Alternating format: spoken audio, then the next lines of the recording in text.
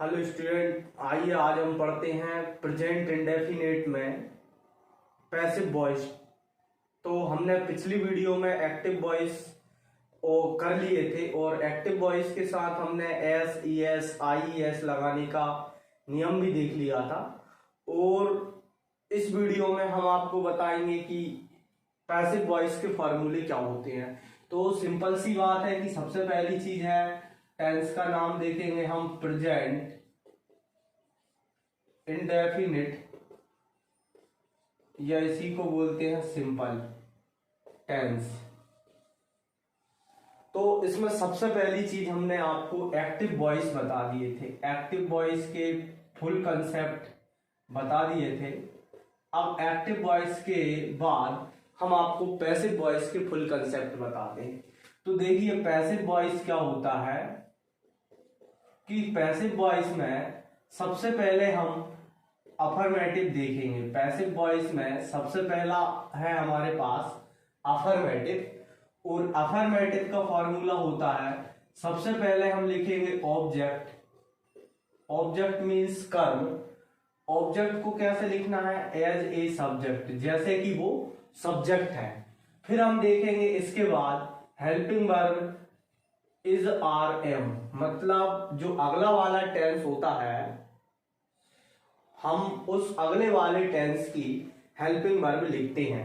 जैसे ये present indefinite या प्रेजेंट सिंपल टेंस है, तो इसके बाद आता है प्रेजेंट कंटिन्यूअस। तो हम प्रेजेंट कंटिन्यूअस की helping verb is are am को लिखेंगे। फिर दूसरी चीज है हमारे पास मैन वर्ब की थर्ड फॉर्म। आप सभी पैसिव वॉइस में मैन वर्ब की थर्ड फॉर्म लगती है। हमने आपको पिछली वीडियो में एक टेबल के फॉर्म में टोटल कहां पर कौन सी हेल्पिंग वर्ब और कहां पर कौन सी मैन वर्ब यूज होती है ये बताया है। तो आप ध्यान दें कि यहां मैन वर्ब की हम थर्ड फॉर्म लिखेंगे। फिर यदि कोई अदर वर्ड है तो हम उस अदर वर्ड को लिखेंगे, और अदर वर्ड के बाद हम बाय लगाएंगे, और बाय के बाद हम सबसे लास्ट में सब्जेक्ट लिखेंगे। सब्जेक्ट एज ए ऑब्जेक्ट लिखना है, मतलब जैसे कि हम ऑब्जेक्ट लिखते हैं वैसे हमें सब्जेक्ट लिखना है। अब हम देखें दूसरा कि नेगेटिव में क्या होता है। तो नेगेटिव में जो हेल्पिंग वर्ब है इज आर एम, इस हेल्पिंग वर्ब के बाद हम नोट लगा देते हैं। तो देखो यहां हम सबसे पहले लिखेंगे object as a subject. Object लिख दिया हमने as a subject, plus is are am लिख दिया, प्लस नोट लगा दिया, प्लस मैन वर्ब की थर्ड फॉर्म लगा दी। फिर इसके बाद हमने अदर वर्ड प्लस बाय और प्लस सब्जेक्ट, सब्जेक्ट लिख दिया एज ए ऑब्जेक्ट। आप ध्यान दें कि इसमें ऑब्जेक्ट जो होता है ये ऑब्जेक्ट मतलब जो सबसे ये इधर देखें हम कि जो ऑब्जेक्ट होता है वो सबसे पहले आ जाता है, और हेल्पिंग वर्ब फिर मैन वर्ब, और मैन वर्ब के बाद अदर वर्ड आता है। तो अदर वर्ड जब भी हम लिखते हैं तो अदर वर्ड के पहले यदि कोई प्रपोजिशन होती है तो उस प्रपोजिशन को हटा देते हैं, फिर अदर वर्ड लिखते हैं। फिर इंटरोगेटिव की बात करें तो आप इंटरोगेटिव में देखें कि इंटरोगेटिव में क्या होता है, सबसे पहले हेल्पिंग वर्ब का यूज किया जाता है is are am, helping verb के बाद फिर हमारे पास ऑब्जेक्ट आएगा, ऑब्जेक्ट एज ए सब्जेक्ट, जैसे कि वो सब्जेक्ट है, और फिर इसके बाद हम लिखेंगे मैन वर्ब की थर्ड फॉर्म, फिर लिखेंगे अदर वर्ड, फिर लिखेंगे बाय, फिर लिखेंगे सब्जेक्ट। सब्जेक्ट कैसे? जैसे कि ऑब्जेक्ट हो, ऑब्जेक्ट के जैसे, और अंत में लगाएंगे क्वेश्चन मार्क। अब हम और देखें, यदि मान लो नेगेटिव और इंट्रोगेटिव हम साथ साथ लिखें तो सबसे पहली चीज इज आर एम तो है ही, और इज एम आर के बाद हम देखें ऑब्जेक्ट। ऑब्जेक्ट कैसे लिखना है? As a subject.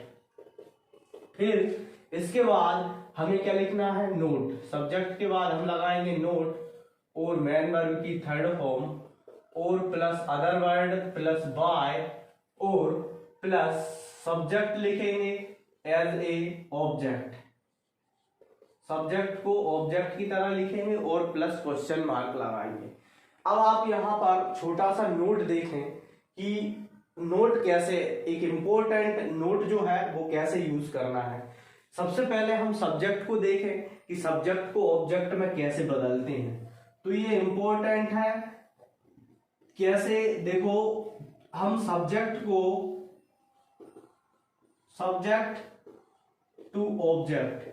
सब्जेक्ट को ऑब्जेक्ट में बदलते हैं तो क्या लिखते हैं ये देखेंगे।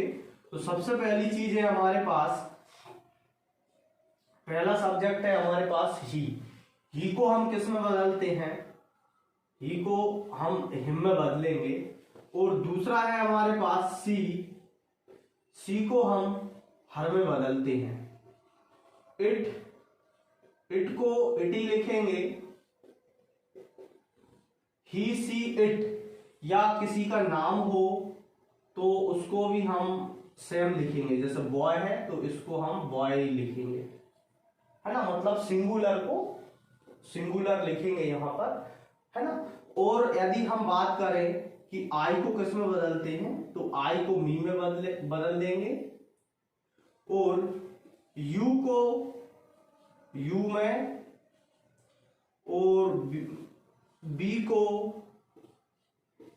अस में, और दे को देम में बदलते हैं। ये है हमारे पास कि कौन से सब्जेक्टों को हम ऑब्जेक्ट में कैसे बदलते हैं। जब भी कहीं सब्जेक्ट हमारे पास ही के फॉर्म में हो और यदि उसे हमें ऑब्जेक्ट में बदलना है लास्ट में, तो हम उसे हिम में बदल देंगे, सी को हर में बदल देंगे, इट को इट में ही, बॉयज को बॉय में ही, और आई को मी में, यू को यू में ही, मी को अस में, और दे को देम में परिवर्तित कर देते हैं। ये है हमारे पास जो हम सब्जेक्ट को ऑब्जेक्ट में बदलेंगे उसके लिए कंसेप्ट। अब आप देखें कि अब इस प्रकार कैसे टेंस आते हैं। ये तो है हमारे पास पूरे कंसेप्ट। तो एक्टिव वॉइस के कंसेप्ट भी हमने आपको पिछली वीडियो में बताए, और ये है हमारे पास पैसिव वॉइस के कंसेप्ट।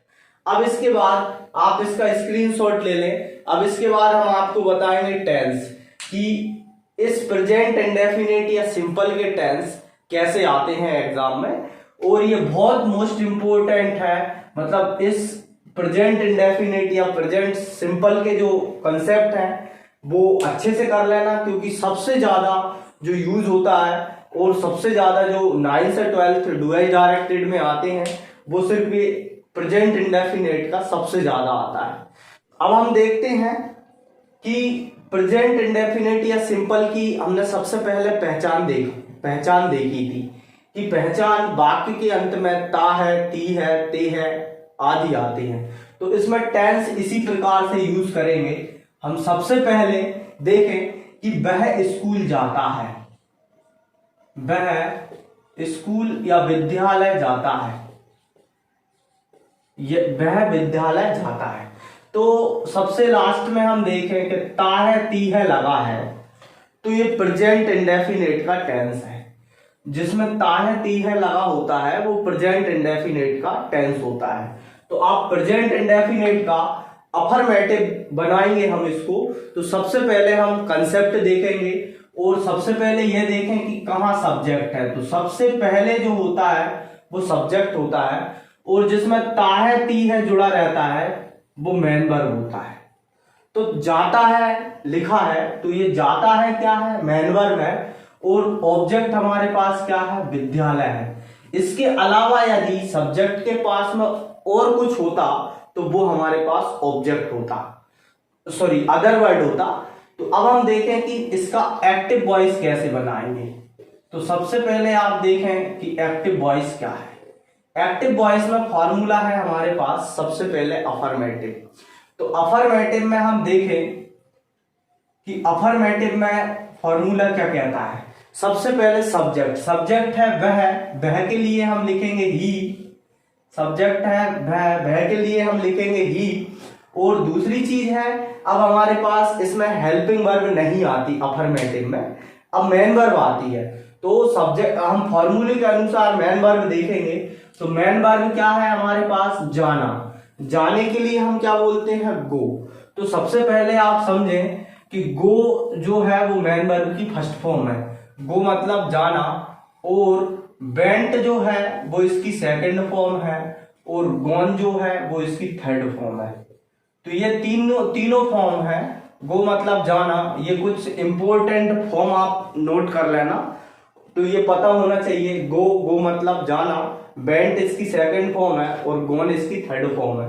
तो सबसे पहले अब हम देखें कि हमें मेन वर्ब की फर्स्ट फॉर्म देखना है। तो मेन वर्ब की फर्स्ट फॉर्म है गो। अब इसमें हम देखें कि कर्ता हमारे पास एक वचन है या बहुवचन। तो कर्ता हमारे पास एक वचन है, तो एक वचन कर्ता के साथ हम मेन वर्ब की फर्स्ट फॉर्म में एस या ईएस या आईएस लगाते हैं। तो हम कंसेप्ट को समझें कि यदि मैं वर्ब के अंत में, मेन वर्ब के अंत में या क्रिया के अंत में ओ दिखे, SHCH ओ एक्स दिखे तो ES लगाते हैं। तो इसमें ओ दिख रहा है मतलब यहां ES लगा दो। ही गोज, अब देखो क्या है, विद्यालय। देखो आने जाने के लिए प्रपोजिशन टू का प्रयोग करते हैं, तो यहां टू लगा दो, और विद्यालय के लिए लिख दो स्कूल। तो सिंपल सा टेंस क्या हो जाएगा, ही गोज टू स्कूल। जब हम इसका नेगेटिव बनाएंगे तो नेगेटिव इसका निकलेगा, वह विद्यालय नहीं जाता है, वह विद्यालय नहीं जाता है। तो देखो इसका क्या टेंस बनाएंगे आप कि नेगेटिव जब हम इसका बनाते हैं तो सबसे पहले हम सब्जेक्ट लिखते हैं, और सब्जेक्ट के बाद आप देखें तो सब्जेक्ट के बाद आपको डू नोट या डज नोट का प्रयोग करना है। तो एक वचन कर्ता के साथ डज नोट का प्रयोग, और बहुवचन कर्ता के साथ डू नोट का प्रयोग करते हैं। तो कर्ता हमारा एक वचन है, इसलिए हम डज नोट का प्रयोग करेंगे। हमें इससे पहचानना है कि जहां जो मेन वर्ब में ES लगा रहता है वो सिंगुलर सब्जेक्ट के साथ लगता है। तो ऐसे ही डज में जब ES लगेगा तो वो सिंगुलर सब्जेक्ट के साथ लगेगा, प्लूरल के साथ नहीं। तो ये एक वचन कर्ता के साथ हमें डज लगाना है, डज नोट। अब इसके बाद आता है सबसे पहले सब्जेक्ट, फिर डू नोट या डज नोट, फिर मेन वर्ब की first form, only first form. तो मेन वर्ब की फर्स्ट फॉर्म लिखेंगे गो, और फिर सब सेम लिख देंगे टू स्कूल। फिर देखें नेगेटिव के बाद इंट्रोगेटिव। इंट्रोगेटिव क्या होता है, इसकी जो हेल्पिंग वर्ब है वो सबसे आगे कर देते हैं।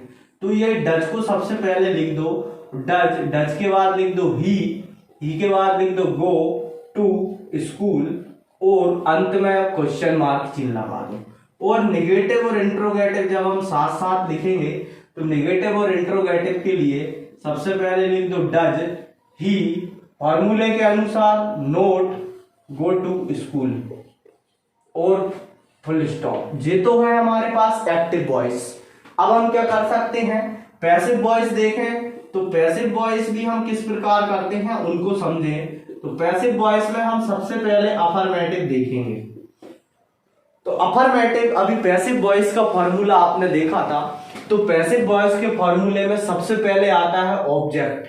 ऑब्जेक्ट हमारे पास क्या है, स्कूल। ऑब्जेक्ट है हमारे पास स्कूल। तो सबसे पहले हम लिखेंगे स्कूल। स्कूल कैसे लिखना है, सब्जेक्ट के रूप में लिखना है। तो ये सबसे पहले हमने स्कूल लिख दिया। अब स्कूल कैसा है हमारे पास, एक वचन है, बहुवचन। देखो एक वचन दिख रहा है, इसमें एस नहीं लगा, तो ये एक वचन है। तो एक वचन कर्ता के साथ हम इज का प्रयोग करते हैं, और बहुवचन कर्ता के साथ आर का, और आई के साथ एम का। तो हमने यहाँ इज का प्रयोग कर दिया, स्कूल इज। अब हम देखें इसके बाद मेन वर्ब की थर्ड फॉर्म। मेन वर्ब की थर्ड फॉर्म गो। गो मतलब ये मेन वर्ब है, तो मेन वर्ब की थर्ड फॉर्म गोन। तो यहां लिख दो स्कूल इज गोन बाय गोन। अब गोन के बाद हम देखें स्कूल इज गोन, प्रपोजिशन तो हट जाएगी। अब हम देखें गोन मेन वर्ब की थर्ड फॉर्म। इसके बाद आता है सब हमारे पास सब्जेक्ट, बाय, और बाय के बाद सब्जेक्ट। तो अब बाय लगा देंगे और बाय के बाद सब्जेक्ट लिखेंगे। तो सब्जेक्ट हमारे पास क्या है, ही को किस में बदलते हैं हम, ही को हिम में। तो ये हमने हिम लिख दिया। अब इसी का नेगेटिव बनाएंगे तो सरल है कि स्कूल फॉर्मूले के अनुसार स्कूल इज, इसके बाद नोट लगा दो, नोट गॉन बाय हिम। फिर हम इसका नेगेटिव के बाद इंट्रोगेटिव देखें तो इंट्रोगेटिव में इसको आगे ले आओ, is school gone by him और क्वेश्चन मार्क। इसके बाद हम नेगेटिव और इंट्रोगेटिव साथ साथ देखें तो क्या हो जाएगा, इज स्कूल, स्कूल के बाद क्या लगा देंगे, नोट, नोट, नोट के बाद मैन वर्ब की third form gone by him और क्वेश्चन मार्क। ये इस प्रकार हमारे पास ये एक्टिव वॉइस और पैसिव वॉइस का कंसेप्ट है। तो अगर मान लो क्वेश्चन ये लिखा जाए ही गोज टू स्कूल और यहां लिखा रहे कोष्टक में चेंज इनटू नेगेटिव, तो आपको इसको इसमें बदलना है। और लिखा हो चेंज इनटू इंटेरोगेटिव तो इसको इसमें बदलना है। और यदि लिखा हो चेंज इनटू पैसिव वॉइस तो इसको उठा के इसमें बदल दो।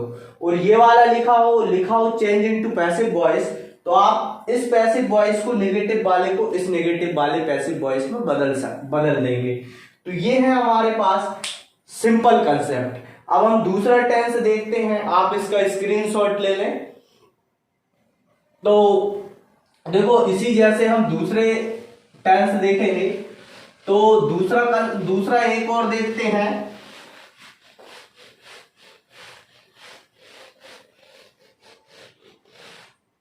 देखो सबसे पहले हम देखेंगे कि एक और टेंस लिखा है, बच्चे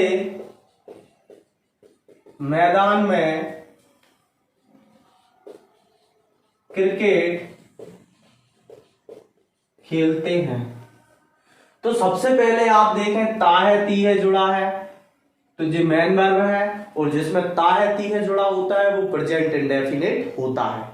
तो अब हम देखें सबसे पहली चीज क्या है, बच्चे, बच्चे क्या है सब्जेक्ट जिसमें ता है ती है जुड़ा है वो मेन वर्ब। और ये क्या है, क्रिकेट को खेल रहे हैं तो ये क्रिकेट क्या है, ऑब्जेक्ट, मतलब ये ऑब्जेक्ट की तरह कार्य कर रहा है। अब इसके बाद अदर वर्ड आया है मैदान में तो ये मैदान में अदर वर्ड है। अब हम देखें कि इसमें आप सबसे पहले एक्टिव वॉइस की बात करेंगे। एक्टिव वॉइस क्या है, तो एक्टिव वॉइस हम कैसे बनाएंगे, आप देखें अफर्मेटिव, एक्टिव वॉइस में सबसे पहले अफर्मेटिव की बात करते हैं। तो अफर्मेटिव सबसे पहले बच्चे, बच्चे हैं तो बच्चों को क्या लिखेंगे, चिल्ड्रन, सब्जेक्ट हमारा बच्चे हैं तो चिल्ड्रन, सब्जेक्ट है हमारे पास चिल्ड्रन, चिल्ड्रन बच्चे बहुत सारे हैं। अब हम देखें इसके बाद हेल्पिंग वर्ब नहीं होता, मेन वर्ब होता है। तो मेन वर्ब देखें, मेन वर्ब है हमारे पास खेलना, तो खेलने के लिए हम क्या बोलते हैं, प्ले बोलते हैं। प्ले मतलब होता है खेलना और इसकी सेकंड फॉर्म होती है प्लेड, ईडी और लगा देते हैं। और थर्ड फॉर्म भी होती है प्लेड, मतलब इसमें भी हम ईडी और लगा देंगे। तो देखें सबसे पहली चीज हम इधर देखें कि चिल्ड्रन है तो चिल्ड्रन के बाद हमें मेन वर्ब की फर्स्ट फॉर्म लिखना है। तो अब मेन वर्ब क्या है हमारे पास, प्ले, तो यहां लिख दो प्ले। अब हम देखें कि कर्ता एक वचन है या बहुवचन, तो चिल्ड्रन बहुवचन है तो बहुवचन कर्ता में हम ऐसे आई एस नहीं लगाते, तो इसको सिर्फ हम क्या लिखेंगे, मेन वर्ब की फर्स्ट फॉर्म ही लिखेंगे प्ले। अब आता है ऑब्जेक्ट, तो ऑब्जेक्ट है हमारे पास क्रिकेट, तो सिंपल चिल्ड्रन प्ले क्रिकेट। अब क्या है, और अदर वर्ड क्या है, मैदान में, मतलब मैं की अंग्रेजी बनाएंगे इन, और मैदान के लिए द ग्राउंड या ग्राउंड भी लिख सकते हैं, GROUND ग्राउंड। तो ये है इसका अफर्मेटिव। अब हम नेगेटिव की बात करें तो नेगेटिव में सबसे पहले आप देखें चिल्ड्रन हमारे पास सब्जेक्ट है और चिल्ड्रन बहुत सारे बच्चे हैं, तो बहुत सारे बच्चे हैं मतलब बहुवचन करता है और बहुवचन कर्ता के साथ हम डू नॉट का प्रयोग करते हैं। तो यहां लिखेंगे चिल्ड्रन डू नॉट प्ले, अब ये मेन वर्ब की फर्स्ट फॉर्म ही लिखेंगे play cricket in the ground. फिर इंटरोगेटिव की बात करें तो इंटरोगेटिव में हम क्या कर देंगे, देखो इंटरोगेटिव को देखो, इंटरोगेटिव में आप सबसे पहले देखें हेल्पिंग वर्ब जो है उसको पहले ले आएंगे, मतलब डू को पहले ले आओ, डू चिल्ड्रन, फिर मेन वर्ब प्ले, प्ले के बाद देखें क्रिकेट इन द ग्राउंड, और इसके बाद आप फुल स्टॉप क्वेश्चन मार्क लगा देंगे। अब अगर नेगेटिव और इंटरोगेटिव आपको साथ साथ बनाना है तो सबसे पहले डू चिल्ड्रन, फिर चिल्ड्रन के बाद नोट लगा देंगे, सब्जेक्ट के बाद नोट, फिर मेन वर्ब, फॉर्मूले के अनुसार play cricket in the ground और क्वेश्चन मार्क। अब हम इसका पैसिव वॉइस बनाते हैं, तो ये है हमारे पास पैसिव वॉइस। तो पैसिव वॉइस का अफर्मेटिव देखेंगे तो हम सबसे पहले देखें, हम लिखते हैं ऑब्जेक्ट हमारे पास है क्रिकेट, तो हम सबसे पहले क्रिकेट लिखेंगे। तो क्रिकेट, देखो अब हेल्पिंग वर्ब देखेंगे इसमें, तो सब्जेक्ट को देखो, सबसे पहले सब्जेक्ट है क्रिकेट, मतलब एक वचन है, एक वचन कर्ता के साथ इज का प्रयोग किया जाता है, तो यहां क्रिकेट के बाद हम इज लिखेंगे। इस सब्जेक्ट को नहीं देखना है, अब हमारे पास सब्जेक्ट ये है तो इसको देखना है, तो क्रिकेट इज। इसके बाद आप देखें मेन वर्ब की कौन सी फॉर्म लिखते हैं, थर्ड फॉर्म। तो प्ले, मेन वर्ब क्या है, प्ले की थर्ड फॉर्म क्या होगी, प्लेड। तो क्रिकेट इज प्लेड, फिर प्लेड के बाद देखें आप, अब मेन वर्ब के बाद क्या आता है, अदर वर्ड। तो अदर वर्ड ये है इन द ग्राउंड, इसमें से हम प्रीपोजिशन हटा देते हैं इन, तो यहां लिख सकते हैं प्लेड द ग्राउंड, और इसके बाद वाई, और वाई के बाद सब्जेक्ट। चिल्ड्रन है तो चिल्ड्रन ही रहेगा, तो इसको क्या लिख दो, चिल्ड्रन। तो ये तो है हमारे पास अफर्मेटिव, और अब है हमारे पास नेगेटिव। तो नेगेटिव में इज के बाद नोट लगा दो, तो cricket is note played by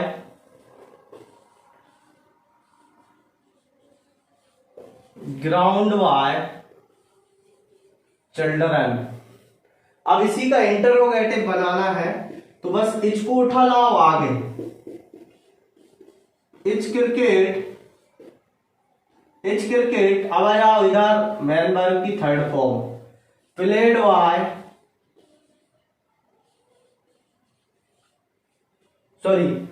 यहां play the ground by children, played the ground by children. बस इन्हीं को देख के लिखना है नीचे वालों को, और ये क्वेश्चन मार्क। और नेगेटिव और इंट्रोगेटिव जब हम साथ साथ लगाएंगे तो यहां लिखेंगे is cricket played, is cricket के बाद यहां नोट लगा देंगे क्योंकि नेगेटिव और इंट्रोगेटिव साथ साथ ले रहे हैं। Note played the ground by children, और इसके बाद ये फुल स्टॉप, क्वेश्चन मार्क लगा देंगे। ये है हमारे पास एक और दूसरा टेंस। अब यदि मान लो क्वेश्चन आता है ये टेंस का, तो आप इसको इस प्रकार बना देंगे, और यदि आपका डुअल डायरेक्टेड में ये लिखा आता है कि children play cricket in the ground, यहां साइड में लिखा होगा चेंज इनटू नेगेटिव, तो इसको इसमें बदलना है। अगर लिखा हो चेंज इनटू इंटेरोगेटिव तो इसको इसमें बदलना है, और यदि लिखा हो चेंज इनटू पैसिव वॉइस तो इसको उठा के इसमें बदलना है। ये है हमारे पास प्रेजेंट इंडेफिनिट या सिंपल टेंस के कंसेप्ट। ये बहुत मोस्ट इंपोर्टेंट है, ये 9th से लेकर 12th तक डुअल डायरेक्टेड में जरूर आते हैं, और ये 9th 10th में ये डायरेक्ट टेंस भी लिखा आता है। और आप इनको बहुत अच्छे से करें। हम आपको नेक्स्ट वीडियो में दूसरा टेंस प्रेजेंट कंटिन्यूअस के फुल कंसेप्ट और फुल एग्जाम्पल लेकर आएंगे। तो आप हमारी वीडियो को देखते रहिए और हमारे चैनल को सब्सक्राइब कीजिए और ज्यादा से ज्यादा शेयर कीजिए। धन्यवाद।